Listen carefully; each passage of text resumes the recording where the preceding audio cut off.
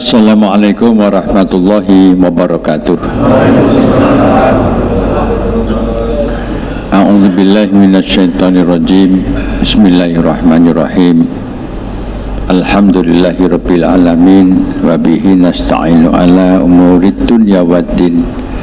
Asyhadu an la ilaha illallah wahdahu la syarikalah wa asyhadu anna Muhammadan abduhu wa rasuluhu la nabiyya ba'dah, amma ba'd. Wa qala Allah ta'ala fi kitabihil karim, a'udzu billahi minasyaitonir rajim. Fa bi ayyi ala'i rabbikuma tukadziban.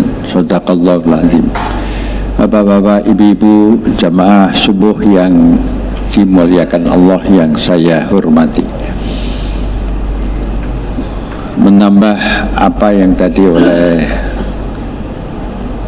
protokol disampaikan, saya akan sedikit jelaskan bahwa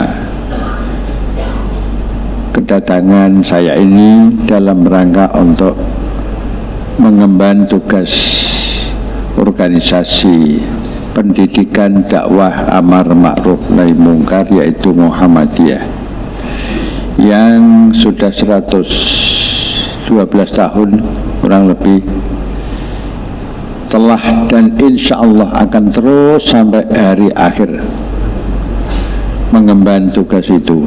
Tugas itu ialah menebarkan ajaran Islam yang itu berupa keadilan, keadaban, kemanusiaan untuk semuanya, bukan hanya untuk umat Islam saja, bukan, bahkan untuk keselamatan dan penyelamatan alam semesta seisinya yang di Indonesia, subhanallah, Allahu Akbar, kekayaan itu besar sekali Bapak Ibu, luar biasa. Nah, kedatangan kami dalam rangka untuk itu, sekaligus untuk memikirkan negara, karena negara juga menjadi bagian dari kepentingan kita, walaupun kita bukan pejabat negara. Kalau toh ada di antara kita pejabat negara, toh berapa lama jadi pejabat negara itu? Kalau normal itu 10 tahun. Kalau mau normal, sekali lagi, kalau mau normal 10 tahun. Karena itu diatur oleh Undang-Undang Dasar. Undang-Undang Dasar itu undang-undang yang tingkatannya tertinggi di negara ini. Jadi siapapun juga, termasuk tadi saya disebutkan dulu pimpinan KPK, itu hanya 4 tahun, nggak boleh lebih. Sekarang lebih, apalagi diputuskan oleh Mahkamah Konstitusi bisa 5 tahun. Di tahun politik lagi, ada apa di balik itu? Nah, itu negara kita itu sedang seperti ini, Bapak Ibu. Walaupun negara kita sedang seperti ini, mari kita tolong, Bapak Ibu. Caranya menolong ialah kita menebarkan ajaran Islam yang sesungguh-sungguhnya, karena agama Islam itu sangat mengajarkan kejujuran, keadilan, kecerdasan, kepemimpinan, keramahan, kesetaraan, keadilan sosial, ekonomi, budaya, pendidikan, dan sebagainya. Nah, itu selama ini sudah dilakukan antara lain oleh Muhammadiyah. Tentu ada yang lain, saudara kandung kita dari Nahdlatul Ulama yang dulu pendirinya Kiai Haji Hasyim Asy'ari, Allah yarham, bersama-sama pendiri Muhammadiyah Kiai Haji Ahmad Dahlan, mempunyai guru yang sama di Makkatul Al-Mukarramah. Jadi guru yang sama kedua beliau itu. Maka dua tulang punggung negara ini, antara lain dua tulang punggung itu NU dan Muhammadiyah. Kalau disingkat MUNU atau NUMU.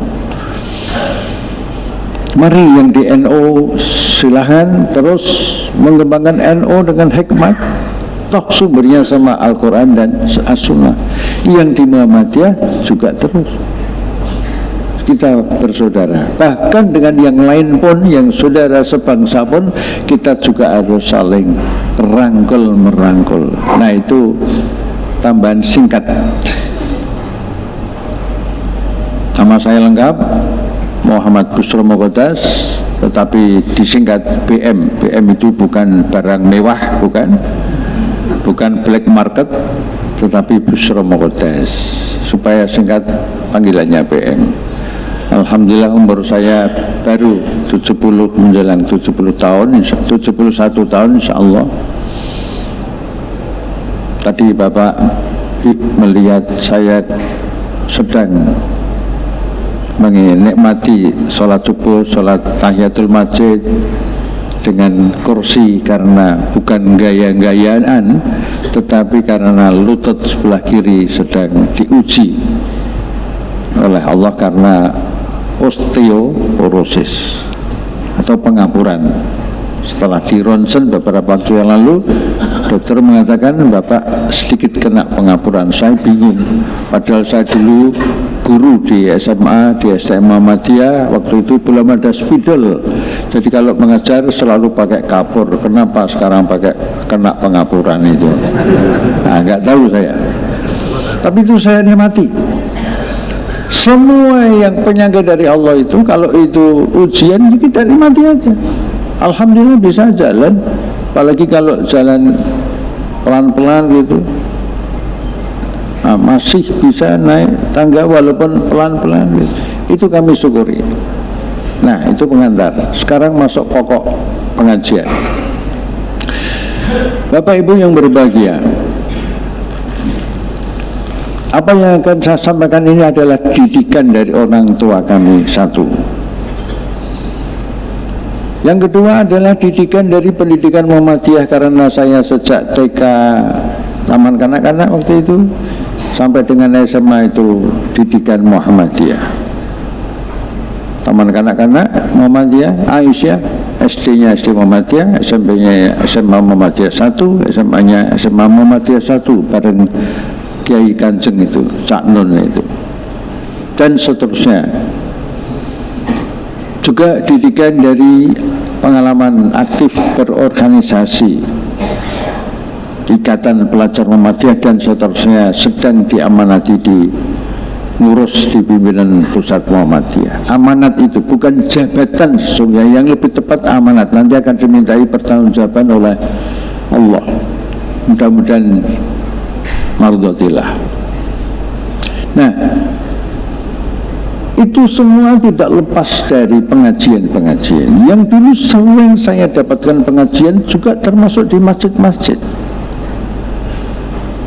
Dari berbagai pengajian-pengajian dan sering mengundang ustadz dari berbagai daerah itu, kemudian kami menyimpulkan bersama-sama bahwa pelajaran tentang kepemimpinan, tentang ilmu, tentang keadilan, tentang akhlak, tentang keteladanan, kejujuran dan sebagainya itu sangat amat penting. Kami kesini itu bukan dalam rangka apa-apa, ya dalam rangka meraih ridha Allah melalui organisasi ini. Bukan mencari apa-apa, bukan sama sekali. Bapak Ibu mohon maaf sebelumnya, jangan salah paham. Di pimpinan pusat Muhammadiyah itu, dari ranting sampai pimpinan pusat pimpinannya, sampai sekarang ada aturan, dan aturan itu berjalan sudah berpuluh-puluh tahun aturan itu. Apa itu aturan? Bahwa yang namanya pimpinan tidak boleh dan tidak diberi gaji, tidak digaji dan tidak boleh menerima gaji. Nah, bagaimana kalau pergi-pergi, ya dibiayai oleh organisasi, naik kereta, naik pesawat, naik kapal laut, dibiayai organisasi. Apa organisasi punya duit? Punya. Dari mana? Dari lazismu. Nah, sekarang di mana-mana ada lazismu, itu penting sekali Bapak Ibu kalau mau menyalurkan zakat, infak, sedekah, lewatlah lazismu. Akan dicatat dengan baik, akan dipertanggungjawabkan dengan tertulis. Kemarin sebelum kesini itu 3 hari yang lalu di kantor pimpinan pusat Muhammadiyah di Yogyakarta ada seseorang aktivis organisasi lain, nggak saya sebut. Orang itu mengaku selama ini tidak beres sholatnya, bekerja di bank yang terkenal. Setelah pensiun dia merenung di keluarganya di Jogja, punya tanah di antaranya di Bogor, Jawa Barat, 1.400 meter. Untuk apa tanah itu? Dia sudah seperti saya kurang lebih 10 tahun kalau melihat potongannya kemarin. Rambut sudah putih seperti Ganjar Pranowo misalnya. Yang itu kenal baik saya. Walaupun kalau jadi betul, kalau dicalonkan betul ya saya nggak akan memilih dia karena justru kenal baik itu gitu. Itu hak saya untuk ngomong seperti ini. Milih atau tidak milih itu hak saya dan tidak ada hukum di Indonesia yang melarangnya, nggak ada. Nah, jadi beliau merenung dengan istrinya. Akhirnya tanah itu diwakafkan kepada satu kelompok. Setelah diwakafkan, tanah itu kemudian sertifikatnya diberikan dan tidak segera balik nama. Dalam keadaan segera tidak balik nama itu, kemudian tanah itu mestinya digunakan untuk kepentingan yayasan tersebut. Tapi kemudian ternyata tanah itu dijaminkan di bank. Entah caranya bagaimana, saya tidak tanya, nggak enak. Kemudian setelah dia tahu kalau sertifikatnya itu dijaminkan untuk pinjaman hutang di bank, kemudian dia mengurusnya. Setelah mengurusnya ternyata tahu bahwa sertifikat itu diatasnamakan pribadi pengurus yayasan itu. Padahal maksudnya untuk wakaf. Kalau sudah wakaf itu hak Allah, diurus oleh manusia dengan tertib, dengan jujur, dengan benar. Nah, usaha punya usaha ternyata itu digunakan untuk kepentingan pribadi. Akhirnya kemudian proses pemberian wakaf itu prosesnya dicabut dan dia mikir. Ketika mikir itu dia dapat hidayah ilahi, yaitu ketika jalan di Jalan Citiro ada kantor pimpinan pusat Muhammadiyah. Kemudian datang kepada yang ada di kantor itu, tanya-tanya, diberi penjelasan. Lain kali datang dengan membawa sertifikat. Dan waktu kemarin saya menemani Pak Haidar Nasir, Ketua Umum Pimpinan Pusat Muhammadiyah dengan sekretaris. Ada yang menarik yang ingin saya sampaikan di pengajian ini,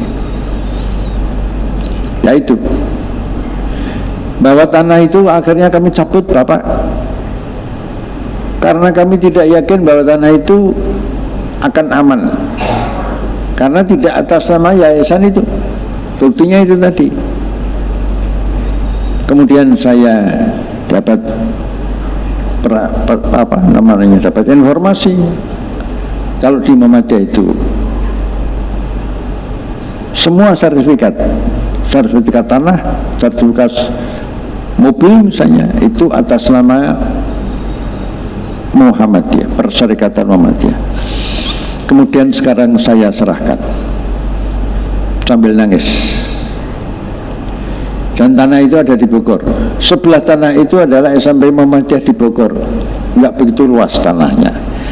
Pimpinan Muhammadiyah di Bogor diberitahu kalau ada tanah yang telah dinyatakan diwakafkan dan itu nyambung dengan bangunan SMP Muhammadiyah itu.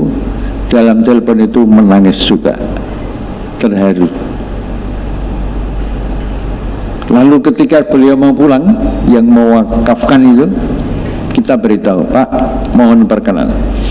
Maksud Bapak wakaf itu nanti akan kami jamin, tetapi tanah itu nanti statusnya tidak tanah wakaf, tapi hibah. Kalau hibah itu, tanah itu bisa dijaminkan di bank, bisa dijual kalau untuk kepentingan masyarakat umum, pendidikan, kesehatan, ekonomi masyarakat dan sebagainya. Akhirnya beliau ikut. Jadi ini informasi juga Bapak Ibu, kalau ada orang memawakkan tanah ke Muhammadiyah, nanti sebaiknya untuk amannya itu pakai transaksi perjanjian hibah. Penggunaannya bisa persis dengan penggunaan tanah wakaf. Tidak ada menyalahi syariah, insya Allah tidak ada. Nah, yang menarik Bapak Ibu, ketika Bapak itu mau pulang, saya menyampaikan pada Bapak, Pak, apakah Bapak berkenan apabila setelah ini Bapak kami buatkan kartu anggota Muhammadiyah? Langsung disaut permohonan saya ini, dengan tangan dua diangkat sambil takbir Allahu Akbar dan meleleh air mata beberapa saat. Apa yang menarik? Kata Allahu Akbar itu kalimat tauhid, kalimat yang selalu mengawali setiap sholat apapun juga. Karena kalimat Allahu Akbar itu mereka Bapak itu tergerak, wajilat qulubuhum. Kemudian akhirnya dengan senang menyatakan, saya dengan bangga sekali bisa dijadikan anggota Muhammadiyah, dan nanti ini sedang diproses untuk dibuatkan. Kisah ini saya sampaikan di depan Bapak Ibu semuanya untuk menjelaskan salah satu ayat Al-Quran di dalam surat Ar-Rahman yang tadi saya baca di dalam pengantar. Fabi ayyi ala'i rabbikuma tukadziban. Kalau kita perhatikan surat Ar-Rahman itu jumlah ayatnya 78. Ayat yang bunyinya Fabi ayyi ala'i rabbikuma tukadziban itu jumlahnya 31 kali. Jadi Allah itu mengulang-ulang kalimat singkat itu 31 kali dari 78 ayat dalam surat yang sama. Surat itu namanya surat Ar-Rahman, nanti silakan dibaca. Pertanyaannya, mengapa sampai 31 kali? Jelas ada maksud Allah. Arti singkatnya kita sudah paham. Nikmat yang mana lagi dari Allah yang kamu ingkari? Kalau kita konkretkan di Kalimantan ini, siapapun yang tinggal di Kalimantan ini, bukankah mereka ini diberi rezeki yang langsung dari Allah? Apa itu? Alam di Kalimantan ini, tambang-tambang yang luar biasa, luar biasa. Bapak Ibu pasti sudah tahu. Oh, saya yang di Jawa selalu mengikuti, sampai sekarang kami mengikuti tambang-tambang di Kalimantan, di Sulawesi, di Papua, di Maluku. Masya Allah. Apakah itu nikel, apakah itu emas, apakah itu batu bara, mungkin juga batu akik, batu apa untuk bikin batu, untuk bikin pusara itu dan sebagainya. Biji pasir besi, pasir laut yang sekarang ini sedang diproses untuk dikeruk, untuk dijual ke Singapura dan sebagainya, yang itu membahayakan lingkungan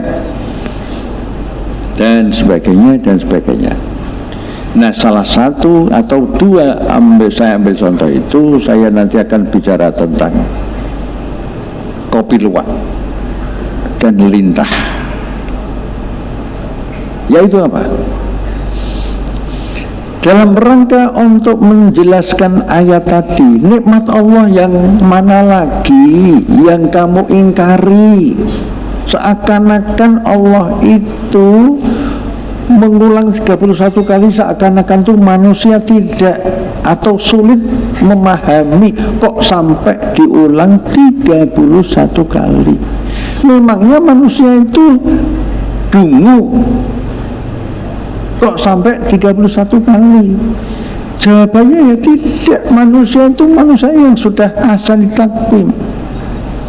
Jika kita membaca surat atau ayat-ayat tertentu, misalnya di dalam surat Al-Mu'minun 78, di dalam ayat yang lain yang intinya, misalnya saja ada satu ayat yang mengatakan a'udzubillahi minasyaitonirrajim, wallahu akhrajakum min butuni ummahatikum la ta'lamuna syai'a.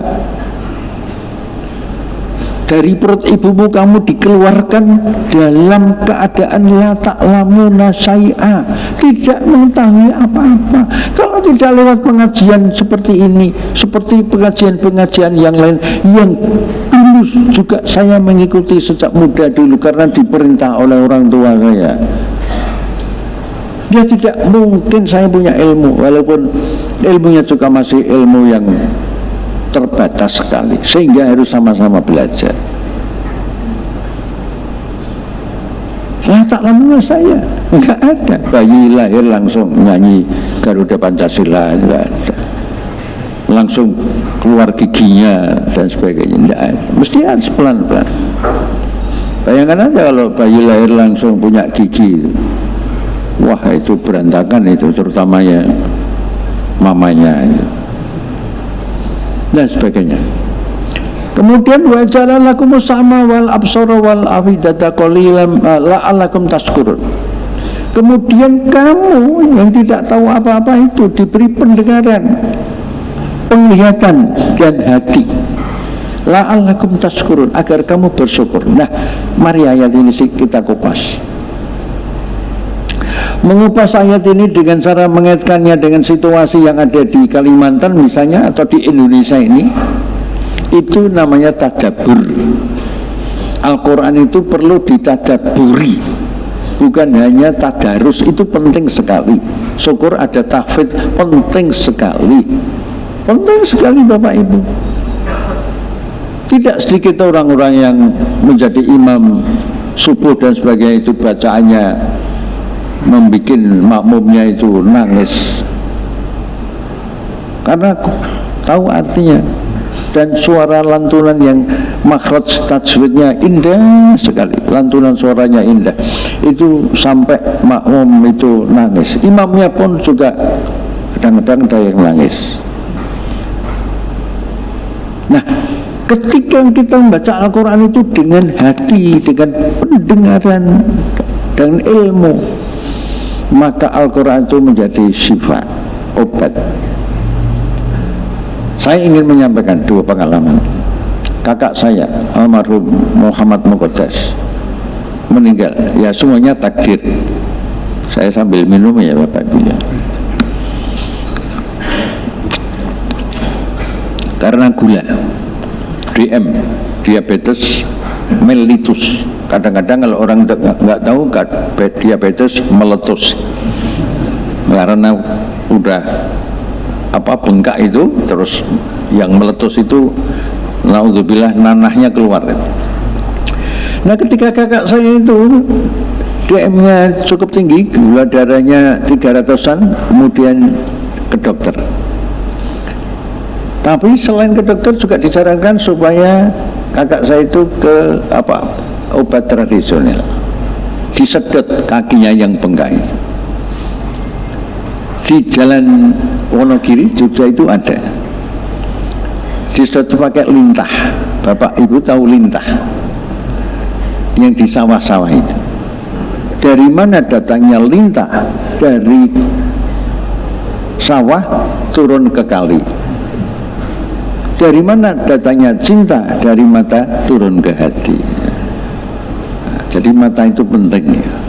Mata itu termasuk untuk bercinta, mencintai Allah, mencintai alam semesta, mencintai rakyat yang terkapar karena pencemaran lingkungan lewat sungai-sungai.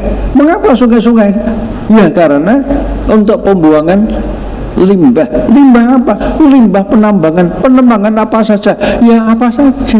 Kemudian orang punya sumur, tidak lepas dari sumber air sumur itu di sungai, sungainya sudah dicemari, akhirnya orang-orang yang menggunakan air sumur itu tewas pelan-pelan. Air atau ikan itu kemudian juga tercemari, ikan dimakan orang mati juga. Nah, jadi kembali ke ayat tadi. Ketika kakak saya itu datang kepada orang yang diberi ilmu itu, kakak saya kakinya yang kiri yang bengkak itu karena diabetes meletus, kemudian kakinya dimasukkan di ember itu. Ember itu dikasih air, kemudian ada lintah di situ, satu lintah saja. Lintah itu kecil, kata kakak saya waktu itu sekian ini. Tapi kemudian setelah ada kakinya kakak saya itu, kemudian lintah itu memilih, misalnya ini kaki, semula di sini, terus bergerak, nah sampai titik ini. Mengapa sampai titik ini? Nggak ada yang bisa menjelaskan. Tapi yang jelas di titik ini kemudian lintah itu berhenti dan nyedot. Ketika disedot itu kakak saya terasa kakinya nyeri sedikit. Kemudian setelah itu lintah itu menjadi gemuk, gede. Terus kemudian jatuh. Mungkin apa kekenyangan. Setelah itu kakak saya diminta untuk meninggalkan tempat itu dan melihatnya sendiri. Pak, kempes toh Pak? Alhamdulillah kempes. Dan jalannya lumayan. Itu berkali-kali kakak saya. Sebagai orang yang tidak tahu tentang ilmu yang terkait dengan lintah tadi, saya tanya pada keponakan saya yang kuliah di Fakultas Biologi. Saya tanyakan, namanya Irfan. Irfan, Anda bisa nggak menjelaskan tentang kisah itu tadi? Bisa, Pak D. Undang saya Pak D. Uak itu. Jadi lintah itu pada saat nyedot kaki kakak saya itu, dia memasukkan zat atau serum apa namanya, kemudian di samping memasukkan juga nyedot. Serum itu gunanya untuk apa? Menurut penelitian, serum itulah yang kemudian bisa mengurangi kadar penyakit akibat gula tersebut. Selama berbulan-bulan kakak saya itu kakinya normal kembali, sampai bertahan 12 tahun Bapak Ibu, kemudian baru wafat. Pelajaran apa yang bisa saya petik? Kami semuanya memetik, Masya Allah, lintah yang kita seakan-akan atau nyata-nyata tidak tahu dan tidak butuh, ternyata bisa berguna. Sekarang yang kedua, luwak. Bapak Ibu pasti mengenal kopi luwak. Saya semula juga tidak mengenal. Ada seorang lurah namanya Endro, Pak Endro, datang ke rumah saya. Pak, alhamdulillah saya sudah terpilih jadi lurah di Banyumas. Saya kemudian melihat Iqra dalam rangka mensyukuri jabatan saya ini. Mensyukuri, nah, ingat ayat tadi, fabi ayyi ala'i rabbikum tukadziban. Dalam rangka mensyukuri jabatan ini amanat, saya kemudian melihat bagaimana penduduk di sekitar kelurahan desa saya. Ternyata penduduk itu bertanam kopi. Kemudian saya berdiskusi sederhana saja. Di beberapa kota itu ada warung kopi yang elit namanya Starbucks. Bapak Ibu masih ingat? Kan ada ya Starbucks terus apa gitu. Maunya milik pakai kata-kata asing. Oh, itu diserbu. Saya juga tahu itu tapi tidak hobi ke Starbucks karena mahal. Tapi yang penting Bapak Ibu, kopi Starbucks ini bahan pokoknya dari kopi, antara lain kopi Indonesia, dikirim ke luar negeri. Nah, ketika Lurah Pak Indroni mengetahui, kemudian dia mencari cara bagaimana petani-petani kopi itu bisa dibantu ta'awun 'alal birri wat taqwa, mengamalkan Al-Maidah ayat kedua, mengamalkan hadis sayangilah yang di bumi, pasti kamu akan disayangi Allah. Itu ada hadisnya itu, irhamu man fil ardi yarhamkum man fis sama. Jika kamu menyayangi yang di bumi, termasuk kandungan alam semesta, dikelola dengan baik, tidak dirusak, apalagi dengan cara-cara yang rakus, izin yang pakai suap dan sebagainya. Kami semuanya tahu itu Bapak, karena sudah bekerja di tadi yang disebut tadi di KPK. Sekarang itu KPK yang masa lalu, KPK yang ori, kalau sekarang KW berapa Jakarta. Kami tahu, karena kami waktu itu bekerja dengan sungguh-sungguh, tidak di bawah presiden. Enggak, kami enggak di bawah presiden waktu itu SBY. Dan presiden enggak ngurusi KPK karena kami enggak mau diurusi. Enggak mau diurusi itu bukan arti negatif, kami tidak mau dipengaruhi. Karena bagaimana presiden di Indonesia sekarang ini adalah orang partai, petugas partai. Nah, siapapun presidennya, petugas partai. Nah, mending petugasnya Nabi Muhammad SAW, lebih berarti, bermakna dan sebagainya. Seperti ibu-ibu ke masjid ini adalah dalam rangka melaksanakan tugasnya Rasulullah, tugas Allah bahkan sebagai khalifah fil ard. Nah, kembali ke kopi tadi. Pak Lurah ini kemudian mencari cara, yaitu mendapatkan bantuan sosial dari Bank Indonesia, dapat 50 juta, kata dia. 50 juta diberikan luwak. Luwak itu dalam bahasa Indonesia musang atau apa ya? Musang ya, bener ya. Dapat kurang lebih 100 musang. Kemudian 100 musang itu dikandangkan. Di kandang itu sudah ada pohon kopi yang sudah mulai berbuah. Nah, Pak Lurah ini tahu persis cara bekerjanya luwak itu. Jadi pohon kopi itu ketika berbuah dan buahnya berwarna ungu atau pink, maka musang ini merambat ke pohon buah mencari kopi itu. Kemudian oleh Pak Lurah ini, kemudian kopi-kopi yang sudah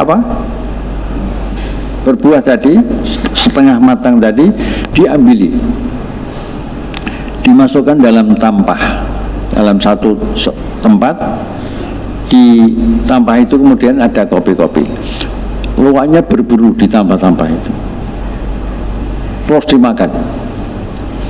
Setelah dimakan, ada luwak yang kekenyangan, jalannya kemudian pelan-pelan, sudah diam. Binatang itu kalau sudah, yang penting perutnya kenyang, diam. Jadi kalau manusia hanya untuk makan saja, apa bedanya dengan binatang? Dan itu ada ayatnya 179 surat Al-A'raf. Oleh karena itu kalau manusia sedang punya kekayaan jabatan ilmu, apalagi jabatan penting, digunakan dengan rakus, sudah kaya kurang terus, itu namanya rakus. Sudah, kalau sudah rakus, apa bedanya dengan luwak? Luwak ada manfaatnya, ada. Nah, manfaatnya ini Bapak Ibu akan saya jelaskan. Pak Indro bilang pada saya, Pak, setelah luwak itu berhenti, kemudian mengeluarkan kotoran. Kotoran-kotoran itu ada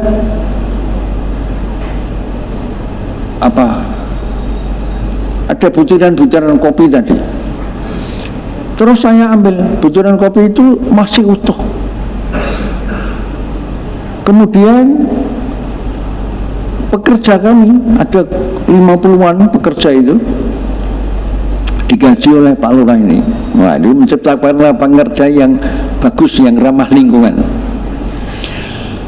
Akhirnya kopi yang keluar dari anus dubur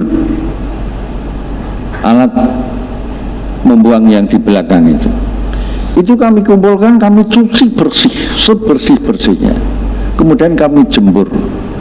Nah, sinar matahari itu kemudian menjadikan kopi itu kering. Setelah kering kami tumbuk. Setelah tumbuk kami bandingkan, ini kopi yang keluar dari dubur luwak tadi, ini kopi yang tidak pakai dubur luwak. Kemudian kami rasakan, kami undang ahli tamatan IPB. Lain kali tamatan IPB itu datang ke rumah menjelaskan Allahu Akbar dengan penjelasan itu. Anak-anak muda pinter dan ilmunya digunakan untuk rakyat,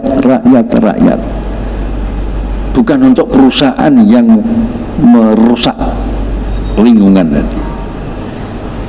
Setelah dijelaskan, akhirnya kami dialog omong-omong dengan Pak Lurah itu. Kalau gitu, bedanya apa? Kopi yang keluar dari dubur luwak dengan kopi yang biasa. Lah, Pak Lurah ini membawa tasnya dibuka. Ini Pak Busro, kopi yang biasa, pakai plastik biasa.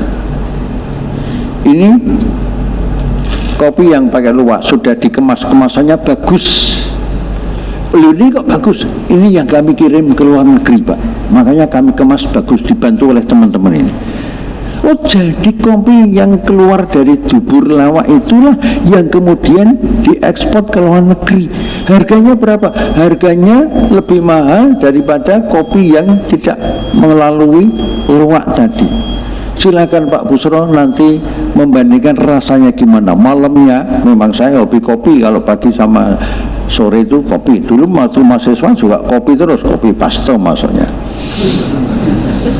Nah, betul Pak Ibu, ketika saya minum ini yang kopi biasa itu dari Pak Lurah itu, rasanya ya ada rasanya biasa-biasa saja.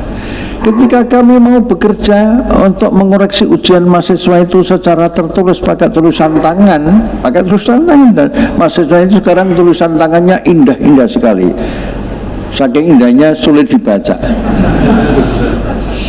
karena terbiasa pakai laptop atau HP. Betul, mahasiswa sekarang itu tulisannya, aduh ampun, kalau bukan karena ibadah males ngoreksi itu, betul-betul males. Nah, ketika kami akan mengoreksi ujian itu bertumpuk-tumpuk, ada ratusan lembar folio, ada 300-an itu biasanya kalau mengoreksi itu bikin kami lelah, matanya ngantuk. Bismillah, kopi ini, bismillah, mendelik sampai jam 4 pagi, melek sampai jam 4 pagi. Setelah sini terasa senut, nggak berani melek lagi. Nunggu sholat subuh, habis itu tidur.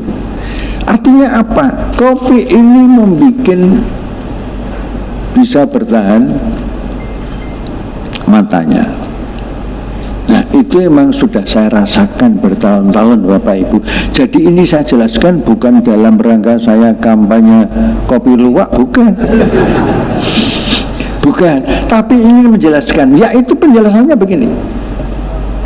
Kalau tadi lintah itu binatang yang kita saja tidak tahu, tidak melihat, dan kalau melihat seakan-akan nggak tahu apa gunanya, ternyata bisa punya zat yang dari Allah, bisa sambil nyedot orang yang sakit gula tadi, sambil nyedot sambil memasukkan serum tadi. Serumnya apa? Saya baru pernah tanya lagi kepada keponakan saya itu.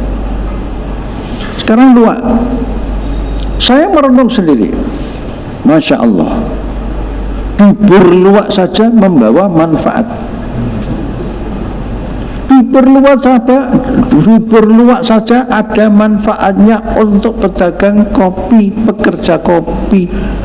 Saya juga penerima manfaat. Nah, kalau dubur luwak yang letaknya sudah dubur, letaknya kan di tempat yang paling seperti dubur kita itu kan di bawah dan harus ditutupi karena bagian dari aurat. Letaknya kan letak di bagian yang tidak terhormat, itu lah katakanlah. Mana yang lebih bermanfaat, dubur luwak dengan bukan dubur manusia, tapi dengan manusia secara keseluruhan? Pertanyaannya pertama, apakah dubur manusia itu mengeluarkan kotoran yang kotoran itu bisa diminta oleh luar negeri untuk dikirim ke sana karena mengandung khasiat? Sampai hari ini nggak ada. Kalau misalnya ada, tentu orang Indonesia semuanya sudah kaya karena duburnya itu mengeluarkan kotoran yang kotornya itu berharga di luar negeri. Nggak ada. Jadi dubur manusia dan dubur luwak aja berharga, bermanfaat. Dubur luwak. Sekarang luwak nggak punya otak, manusia punya otak, punya pikiran, punya akal. Ketika akal itu digunakan untuk membohongi rakyat, untuk mengelabui rakyat, untuk mengelabui macam-macam, mana orang yang pinter itu ya, manfaatnya daripada dubur luwak. Masya Allah, disitulah kemudian saya merenungi hasil renungannya. Teringat fabi ayyi ala'i rabbikuma tukadziban. Ini sudah hampir habis waktunya, Pak. 5 menit lagi boleh? Boleh. Nah, 5 menit lagi. Jadi ayat ini saya kaitkan dengan satu lintah tadi, dua luwak tadi, untuk menjelaskan 31 kali ayat yang sudah saya bacakan tadi diulang-ulang dalam satu surat. Yang satu surat itu jumlah ayatnya 78 kali. Mari kita koreksi. Jangan-jangan dengan luwak saja kita kalah, tidak ada manfaatnya. Nah, secara konkret inti pengajian ini, mari kita syukuri kesehatan kita. Kesehatan itu kita syukuri kepada Allah dengan cara yang sudah ditentukan oleh Allah dan Rasulullah mengatakan khairun nas anfa'uhum linnas. Sebaik-baik manusia adalah manusia yang manfaatnya itu berguna, yang besar sekali bagi manusia yang lain. Itu manusia. Kalau kita tafsirkan sebenarnya seburuk-buruk manusia ialah manusia yang ucapannya saja, dari ucapannya saja itu sudah tidak menguntungkan rakyat, bahkan rakyat dikelabui terus. Apakah itu ada di Indonesia? Alhamdulillah wa syukurillah ada. Apa? Banyak. Contohnya 5 tahun sekali bangsa Indonesia itu selalu dijadikan sapi perah politik. Bapak Ibu tahu, yang membuat sukses pemilu sama pilkada itu siapa? Undang-undangnya dibikin oleh anggota DPR pusat dan presiden. Walaupun ada undang-undang, tetapi pemilu itu akan sukses, pilkada akan sukses kalau ada partisipasi rakyat. Rakyat memilih. Nah, bagaimana kalau rakyat memilih calonnya itu kemudian menjadi, maaf, penipu-penipu, pembohong-pembohong, perampok-perampok sumber daya alam, perampok APBN, anggaran pendapatan belanja negara nasional, perampok APBD, nasionalnya diganti di daerah, perampok pembuatan jembatan sudah bagus sekali, sekian bulan atau sekian tahun kemudian pas banyak mobil lewat di jembatan itu ambruk jembatannya, banyak jatuh di sungai itu deras sekali, ada yang tewas dengan sungai itu. Untung itu diproses oleh aparat penegak hukum yang jujur. Tidaknya jembatan, gedung-gedung juga banyak yang dikorup. aspal juga banyak. Apakah ada binatang yang minum aspal? Enggak ada. Apakah ada binatang yang makan semen? Enggak ada. Binatang yang makan besi harusnya ukuran 100, tapi kemudian diturunkan menjadi 10 sehingga ambruk bangunannya, itu enggak ada. Apakah ada binatang yang bisa menandatangani SK perpanjangan pengelolaan sumber daya alam? Itu enggak ada. Mengapa manusia seperti itu milih rendah daripada binatang? Itulah tugas orang Islam di Muhammadiyah, di NU dan di tempat-tempat lain, untuk menjelaskan kepada siapa saja. Dan sebagai penutup, kepada siapa saja penjelasan itu saya usul, Bapak Ibu, mohon dipertimbangkan. Apa usulan saya itu? Bapak Ibu punya cucu, punya anak, punya cucu dan sebagainya, punya generasi penerus. Marilah kita fokus terutama kepada penyiapan generasi penerus itu. Ayat penutupnya saya mohon nanti bisa dibaca, surat An-Nisa ayat ke-9. An-Nisa ayat ke-9, yang intinya, hendaklah kamu semua takut kepada Allah. Sekiranya kamu meninggal dunia, kamu meninggalkan anak keturunan generasi yang lemah iman tauhidnya, Allahu Akbar tadi, la ilaha illallah Muhammad Rasulullah, kalimat tauhid. Lemah ilmunya, ilmu politik, ilmu ekonomi, ilmu hukum, ilmu pendidikan, ilmu apapun juga, lingkungan. Kalau semuanya lemah, kita ini dijajah. Untuk mendatangkan penjajah tidak perlu mendatangkan Belanda lagi, karena Belanda kulit hitam itu sudah ada di Indonesia. Dan sekarang sebagian kecil sedang melakukan penjajahan. Siapa yang dijajah? Bangsanya sendiri. Di mana itu? Di mana-mana ada. Siapa? Nah, saya tidak menunjuk nama. Cari sendiri, pasti ketemu. Yang jelas, kalau pemilu pilkada itu yang dulu pakai suap, satu keluarga ada yang 100.000, 200.000, ada yang 500.000 satu keluarga. Maka pertanyaannya, siapakah yang memenangi pemilu itu? Memang ada kepala daerah yang memenanginya tidak pakai suap kepada penyuap, kepada siapa? Rakyat pemilih. Ada tapi sedikit, saya tahu namanya itu. Di Jakarta sana, anggota DPR pusat, enggak pakai uang, tapi pakai kejujuran, tolong menolong, menang. Nah, nanti ada acara di LHKP itu, beliau kami datangkan. Tapi rata-rata, kebanyakan, siapapun juga yang jadi anggota DPR, pusat, daerah, DPD dan sebagainya, jika sampai ke presiden terpilih, jika di belakangnya ada cukong politik yang membiayai triliunan rupiah, maka pertanyaannya sekaligus jawabannya. Pertanyaannya, apakah orang itu jabatannya apapun juga itu bisa mengembalikan modal politik yang digunakan untuk kampanye bermiliar-miliar triliunan rupiah itu? Jawabannya pasti tidak. Mengapa tidak? Karena gajinya nggak sampai bisa untuk membayar itu. Nah, lalu bagaimana? Korupsi itu bahasa lainnya merampok. Yang dirampok antara lain APBD, APBN, sumber daya alam, perizinan dan sebagainya. Yang saya sampaikan ini fakta yang kami belajar hari 4 tahun di KPK yang ori tadi. Kami belajar dengan novel Baswedan CS, itu polisi yang begini, Bapak, yang berkali-kali dibunuh, gagal, kemudian disiram dengan air keras. Matanya yang sebelah kiri cacat permanen. Dan yang bertanggung jawab siapa otak penyiram air keras itu sampai sekarang berkeliaran, sengaja tidak diungkap. Itu penegak hukum di Indonesia. Nah, jadi marilah, kalau melihat situasi negara kita ini, kalau ditanya sedihnya dengan senangnya banyak mana, Pak Busro? Banyak sedihnya. Pak Busro pesimis, enggak optimis. Optimis itu apa? Penuh keyakinan bisa diatasi dengan sabar, tapi sabar dan ikhtiar.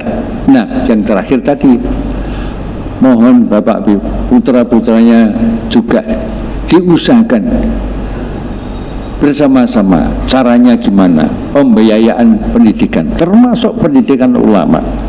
Pendidikan ulama itu banyak di tempat manapun juga, tapi pimpinan pusat Muhammadiyah punya yang namanya pendidikan ulama Tarjih Muhammadiyah, dan itu tamatannya sudah disebar kemana-mana, bukan hanya jempol satu tapi jempol dua. Kami melihat sendiri, bukan saya saja, kami melihat sendiri, bagus banget. Silahkan nanti lewat pengurus daerah Muhammadiyah yang punya keinginan itu, anaknya memang harus pandai ilmu-ilmu agama dasar misalnya, nanti dites. Itu penting sekali, di samping ilmu komunikasi, ilmu teknologi, kedokteran, itu juga sangat amat penting. Demikian Bapak Ibu, karena waktunya harus sudah diakhiri. Mudah-mudahan Bapak Ibu diberi rahmat barokah kesehatan dari Allah Subhanahu wa taala. Salam hormat saya kepada keluarga yang di rumah, dan juga mohon doa Bapak Ibu agar saya sekeluarga juga bisa berakhir dengan husnul khotimah bersama Bapak Ibu semuanya, begitu. Yang penting mari kita syukuri kesehatan kita dengan cara yang seperti ini, terus kita tingkatkan. Mohon maaf, wabillahi taufiq wal hidayah. Assalamualaikum warahmatullahi wabarakatuh.